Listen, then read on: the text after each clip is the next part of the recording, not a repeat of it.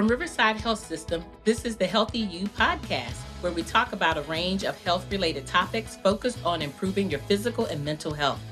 We chat with our providers, team members, patients, and caregivers to learn more about how to maintain a healthy lifestyle and improve overall physical and mental health. So let's dive in to learn more about becoming a healthier you. I'm really excited to have with me in the Healthy You studio today, Dr. Erin Chevinsky. Dr. Chevinsky is a surgical oncologist and a service line chief for Riverside Integrated Cancer Care Network. We're going to be talking today about health matters, understanding mammograms, and breast density. Welcome, Dr. Chevinsky. Well, thank you, Frankye, and thank you for allowing me to come and share some of this vital information, particularly in October, since this is Breast Cancer Awareness Month. We want to make sure we get the message out to everybody about the importance of breast care and breast health. Absolutely. It might have been a little strategy behind that, but perhaps. Yeah, glad to have you.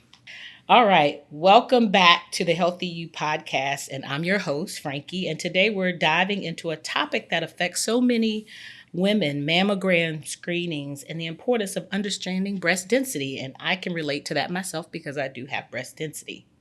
We also want to tackle some common myths and misconceptions about breast cancer. So Dr. Chevinsky, first I want to start out by just asking, how did you end up in this line of medicine? Well, I was always interested in cancer care, and I trained in New York at Stony Brook and did my medical school and residency there. Right. And while I was doing my residency, I got very much involved in the treatment of patients with cancer. And so I went on to do a fellowship in surgical oncology, which is surgical cancer care at Ohio State, the Ohio State. The Ohio State. Who are 5-0, by the way. I wasn't going to mention that. And as I then went into practice, I became more and more involved in the care of women with breast diseases and breast cancer. I was initially in New Jersey, got involved with the state in looking at how to outreach to underserved women, particularly women who don't normally have access to care. Through several programs in the state of New Jersey, we were able to bring breast care to them. And breast cancer care and breast care has been a large part of my practice right from the beginning up through now at Riverside, where I'm taking on a more administrative role in taking care of the cancer program. Absolutely. Well, thank you for your compassion and your commitment to this important work. Let's talk a little bit more about breast density and what that means.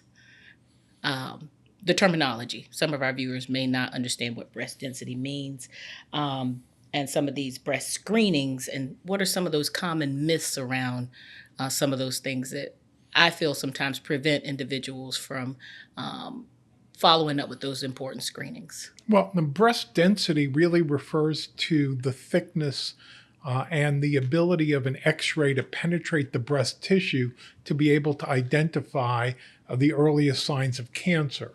And so breast density really affects how your breast pictures come out when you do imaging.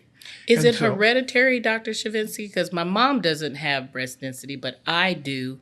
So are there some genetic things associated with that? No, breast density is more associated with hormonally active breast tissue. Okay. The younger you are, the more breast density you tend to have. It also affects how your weight. If you're overweight and have a lot of fat in your breasts tend to be less dense rather than more dense. If you're pregnant or breastfeeding, your breasts become very dense. So it's really a factor of how hormonally active your breasts are. And it changes during the course of a month in a woman's cycle. Right. As different parts of the month, your breasts may be more or less dense. Yeah, because they may become more or less tender as well associated with that. And that correlates with that. Okay. Great information. Are there any other myths that you can think of that sometimes exist around breast screening, breast cancer? Well, one of the biggest myths is that women that I meet who feel that they're not at risk for breast cancer because there's no cancer in their family. Right. And that's a really important one, because 80% of all breast cancers occur in women who have either no or little family history. While if you have a family history, your risk may be increased, the vast majority of cancers, 80%, occur in women with no family history. Right. So the lack of a family history really is not protective. Other myths are that breast cancer is a disease of the elderly. And while the older you get, the more likely you are to develop breast cancer, if you're going to develop breast cancer, younger women can get breast cancer, and it's a double whammy because when they're younger, they don't really think about, I'm going to get breast cancer, and so they may not pay as much attention to findings that they see or things that develop in their breast. Right. And since women of average risk, meaning you have no family history, you have no personal history, start screening at age 40, women who are at higher risk for any one of a number of reasons, family or personal history or any kind of genetic mutations, often will start screening earlier than that. Some of the things that I hear as it relates to myths around breast cancer is birth controls. I remember growing up and they say, oh, if you're on birth control pill, it may potentially put you at risk. Hormonal replacement. So some women, even myself, are leery of those things. So can you talk a little, do you feel comfortable speaking on a couple of those things? Sure. Well, first of all, one needs to understand what's the baseline risk. Right. Risk of breast cancer in the United States among all women is about 1 in 8 or 12.5%. Okay. Which, as you can think about, is very high. And so, 8 women, one of them may well have had an experience with breast cancer. Okay. But when you look at the risk factors for breast cancer, there are some risk factors which are preventable, yes. And some risk factors which are not. Right. Some of the risk factors that you have no control over is how early you start your menstrual periods. Right. Women who start periods before age 12 or have periods that last long after age 50 due to the unopposed estrogen are at increased risk. Okay. Women who have had radiation to their chest, for example, if you've had Hodgkin's disease or lymphoma or other cancers where you've had radiation, particularly as an adolescent, Right. your risk of breast cancer goes up several times about 20 years down the road. Other risk factors include delayed first pregnancy beyond age 30 or no pregnancies. Mm-hmm. And those are things that are somewhat under your control. But if you have a family history of breast cancer, particularly in a first-degree relative, mother, sister, daughter, that increases your risk, particularly if you have more than one family member, and particularly if either of those family members had it at an early age, before age 50, or if they've had bilateral cancers. Right. Now, you asked about birth control pills, and birth control pills in general do not increase your risk of breast cancer, and in some cases might be somewhat protective. However, if you take birth control pills beyond age 50, you're really taking it as hormone replacement, and that does increase your risk, as does taking estrogen after menopause for more than 2 years also increases your risk. And there are other risk factors as well, which we really didn't get to talking about. Right. But the most important thing, the most important message that any of us can bring forward today is get your screenings when appropriate. If you see something, say something. If you feel something, say something. Bring it to the attention of your healthcare practitioner, your doctor, your physician assistant or nurse practitioner if you feel something is different. Right. That's good stuff, Dr. Chevinsky. Great information. And mentioning that around having that relationship and checkpoints with your provider, that's another myth, that I'm healthy, so I don't need to go have my checkups. I don't need to have a primary care physician. They are so pivotal to keeping, all on track with those key checkpoints that you need to have at certain ages. Well, certainly seeing your healthcare provider at regular intervals is critically important.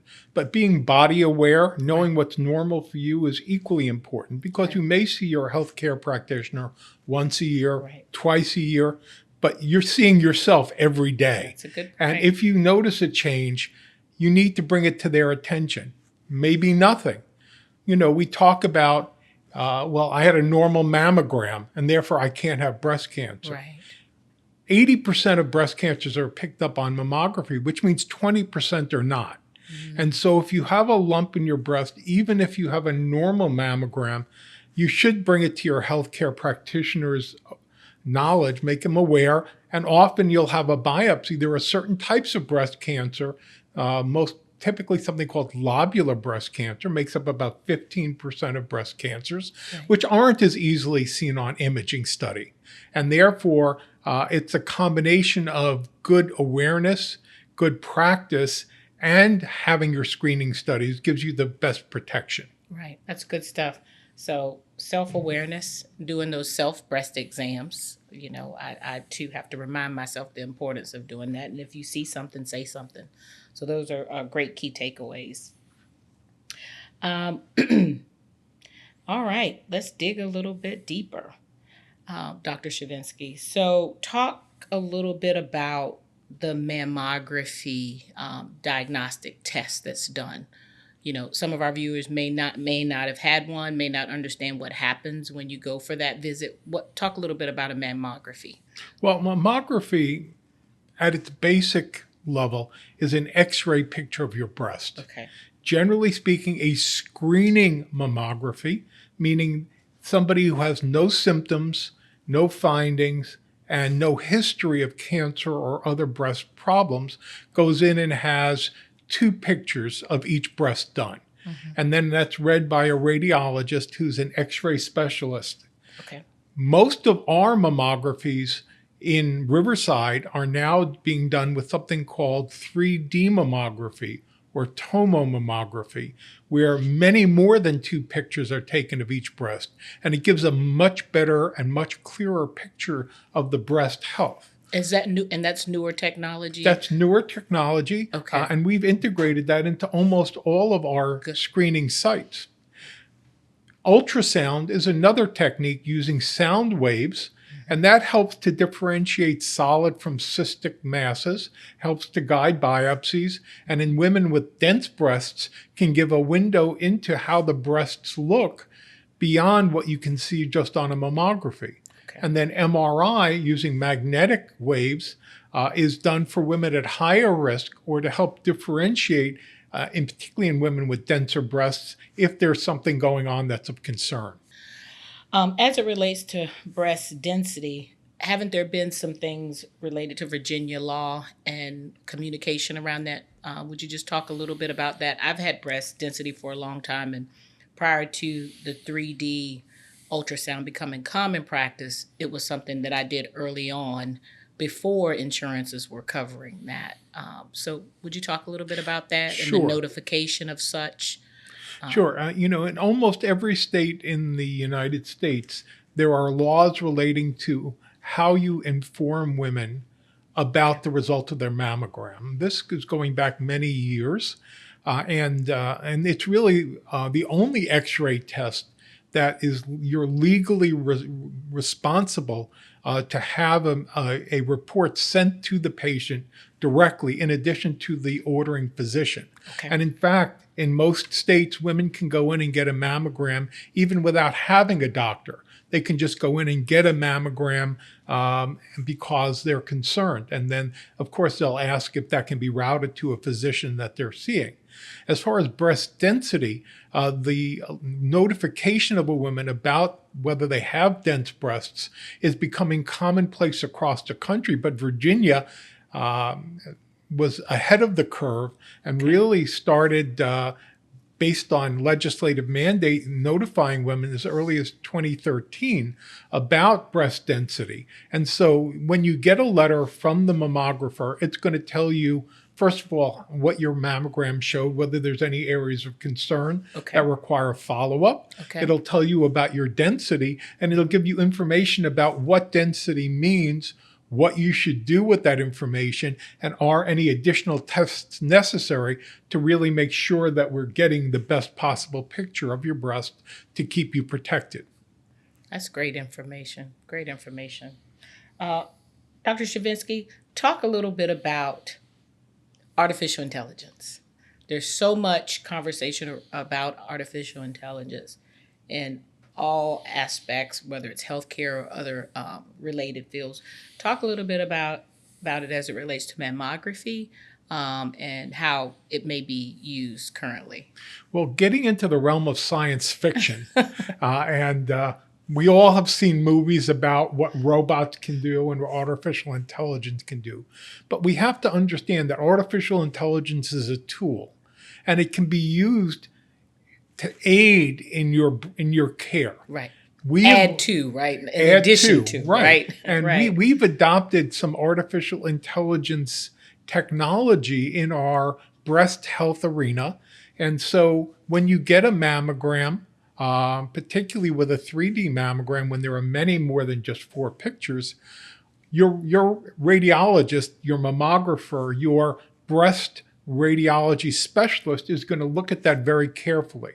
Okay. But in addition, there are computer programs which also look for areas of concern and highlight them for the radiologist so that they can particularly look at those areas and maybe make sure that those haven't been missed. And so this is an adjunct to your breast health. This is something that we've embraced at Riverside, and we understand both the benefits and limitations of using it. But it's really to benefit you, our patients, our families, our communities, to give you just the best, most up-to-date care so that we can make sure we're not missing anything when you come in for your screening. Right. So just to elaborate on that a little bit further. So AI could potentially detect something that the human eye could miss. That's correct. Okay. And the AI is based on an algorithm. An algorithm is a set of computations looking for things that are normal versus abnormal. They're programmed by somebody as to what should be looking for. And they'll point out to a radiologist, to your mammography doctor, areas that might be of concern. And they'll go back and look at those in addition to their usual reading and make certain that they have identified any and all possible concerns that might be on the imaging. That's fantastic. That's incredible and so beneficial for women. We haven't mentioned men because one of the myths is that men can't get breast cancer. And I forgot to mention that, and I do want you to just speak on that a little bit. Well, men can get breast cancer. The risk of men getting breast cancer is about 1%, meaning out of every 100 breast cancers, 1 will be a man. And men have different risk factors. Most men who get breast cancer will have developed a lump and come to their doctor. We don't screen men, right? But there are certain mutations. When we look at women and men for genetic risk, we look at something called BRCA genes, BRCA, or breast cancer associated gene. Okay. And about 20% of men who develop breast cancer will have a BRCA gene mutation or BRCA2 mutation. If that mutation is found, then we screen the rest of the family. Okay. Other risks that men have, including longstanding gynecomastia and other genetic syndromes like Klinefelter syndrome, which is a genetic abnormality, also increase your risk, as do radiation and exogenous prior radiation as well. Okay. And so we do see men with breast cancer. They're treated very much the same way that we treat women as far as surgery and the addition of chemotherapy or anti-estrogen therapy and radiation as necessary. Absolutely. And that it goes for all men and women. See something, say something. Absolutely. That's the best defense. Before we wrap up, Dr. Chevinsky, do you have any final thoughts for our listeners about mammograms, breast density, and how to take care of themselves as it relates to their breast health? Well, I wanted to mention a little bit about ethnicity in breast cancer. Okay. breast cancer does not equally affect women of all races. And in fact, in the United States, the highest incidence of breast cancer is in white women or Caucasian women. However, African American women have a higher risk of young age breast cancer and a particularly virulent form of breast cancer called triple negative breast cancer. Mm-hmm. And when we evaluate breast cancers, we use what's called the staging system. And staging means how far has your cancer progressed. And we use something called the TNM staging system. T stands for tumor or tumor size. Mm-hmm. N is for lymph node spread, and breast cancers, when they spread, most commonly spread to the lymph nodes under the arm on that side. And M stands for metastatic disease, or spread outside the breast and the lymph nodes. But we also do several tests on the breast cancer to see how aggressive they are. And our pathologists are very adept at looking at these, but we look at, does the tumor express estrogen receptors? Or progesterone receptors. And we also look at something called HER2. HER2 is a gene that increases the risk of breast cancer spread. Now, if you don't express any of those, it's called triple negative, ER, PR, and HER2 negative. And that's more highly concentrated in the African American community, and they tend to be a much more aggressive form of cancer. And so it's really important that every woman gets screened, that we make available to those who have less access to care to be sure that they get screened as well, and that we have access for women who are in the underserved areas, that they also are able to participate in early detection. Because with all cancers, and breast cancer in particular, the earlier you find it, the more options you have, the less aggressive the treatment may need to be, surgically and otherwise, and the more likely you are to be alive and with your family 10, 15, 20 years later. What we understand is that breast cancer generally does quite well with treatment. Over 90% of women will live 5 years, but it is stage dependent. Okay, that's great information.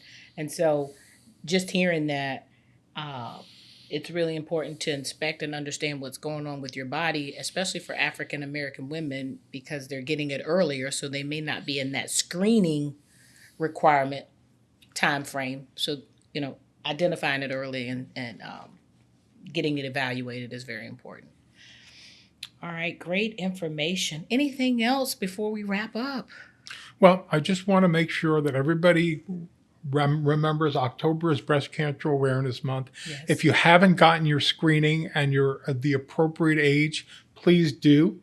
Please make sure that you and your family get appropriately looked at, screened, and if there's anything that you feel or see, please let your physicians know or your healthcare practitioner. Yes. Thank you so much, Dr. Chevinsky, for taking time out of your busy schedule to come chat with us a little bit today. And to our listeners, remember that your health matters, and staying informed is so very, very important to controlling your well-being. Thank you. And thank you, Frankye, for letting me speak with your audience and let them know some of the important things having to do with breast cancer detection and prevention. You're so welcome. Thank you for listening to this episode of Healthy You. We're so glad you were able to join us today and learn more about this topic. If you would like to explore more, go to riversideonline.com.